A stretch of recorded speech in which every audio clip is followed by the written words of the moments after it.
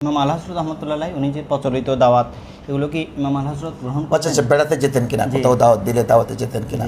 হ্যাঁ, চমৎকার একটা প্রশ্ন। কারণ আমরা তো এখন বিভিন্নখানে যেমন বিয়ের অনুষ্ঠানে যাই, তারপরে আমরা দাওয়াতে যাই, আত্মীয়স্বজন মানুষ মৃত্যুবরণ করলে 4 দিনা চালিশা এগুলোতে আমাদেরকে দাওয়াত দেয়। হজরতকে এরকম দাওয়াত দিতেন কিনা? হ্যাঁ, হজরত তো গোটা বেরেলি শরীফ না, গোটা ভারতবর্ষে তো সে অদ্বিতীয় আলা হজরত।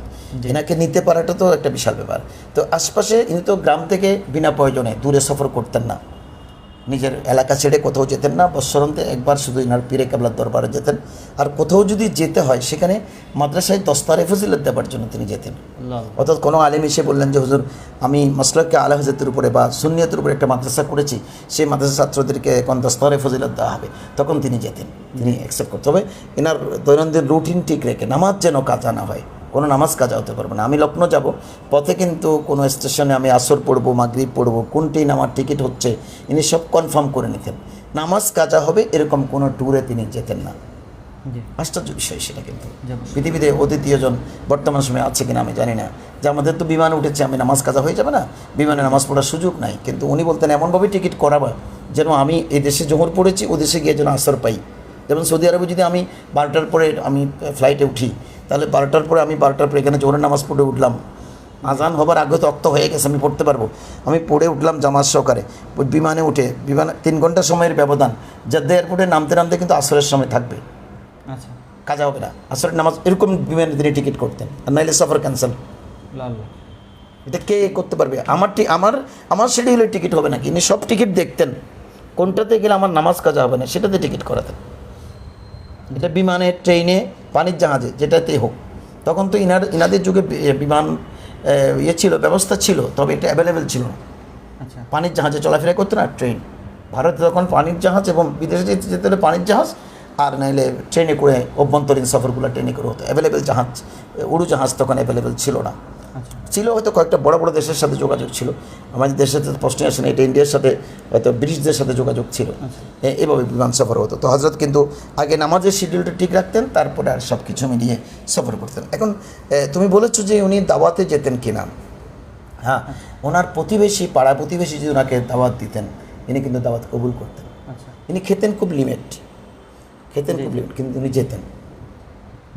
আমরা তো অনেক সময় মনে করি যে না আমি যাবো না, অহংকার করি। উনি সব পাড়া প্রতিবেশী কোনো বিয়ে সাথে দাওয়াত দিলে তিনি সেখানেও যেতেন, কিন্তু উনি কন্ডিশন দিতেন ওই বিয়েতে কোনো শরীয়ত বিয়েতে কাজ হতে পারবে না।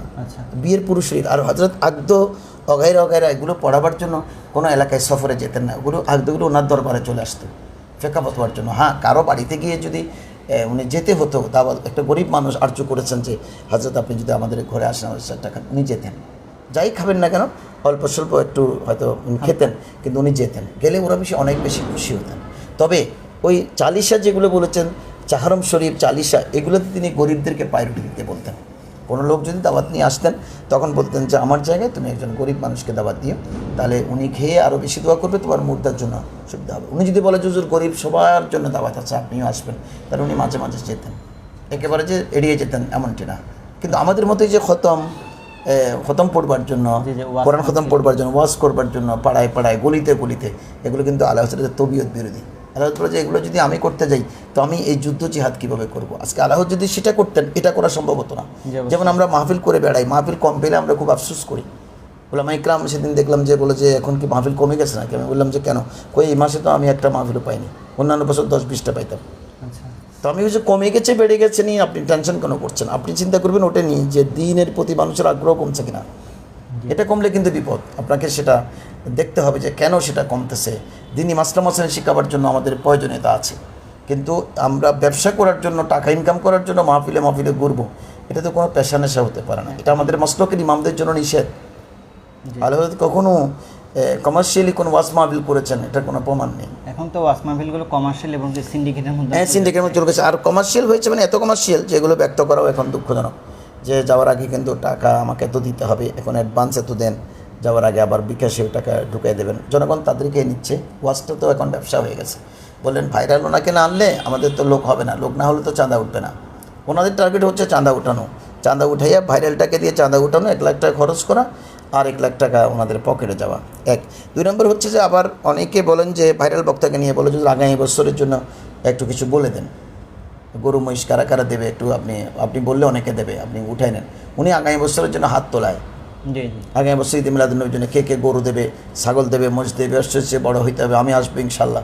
ওনার দাওয়াতও কনফার্ম করে উনি টাকা উত্তোলন করে দেয়। জি এটা তো আমাদের একটা বিজনেস। এই বিজনেসে কি মানুষ হেদায়েত হবে? আল্লাহ হযরত আমাদের যারা অনুকরণীয় ব্যক্তিত্ব ওনারা কেমন ছিলেন? এনাদের জীবনটা তো আসলে সত্যিই অতুলনীয় ছিল, যে ইনি সবসময় আল্লাহ রাসূলের সুন্নতের প্রতি ইলমি, মানুষকে সহযোগিতা করা, মানুষের খেদমত করা, কোনো গরিব মানুষ এসেছে ওনাকে দাওয়াত দিতে, উনি কি তৈরি করবেন? এত গরিব মানুষ, উনি বলছেন একজন দুজন মুরব্বী মানুষকে দাওয়াত দিতে বলতেন যে আমার রাসূলের তারা খাবে, উনি তো খেতেন খুব লাইট। জি এভাবে ছিল আল্লাহ রাসূলের জীবন। তবে কমার্শিয়াল দৃষ্টিতে কারো কাছে তিনি দাওয়াতে যেতেন না। জি জি সত্যি হুজুরকে অসংখ্য ধন্যবাদ।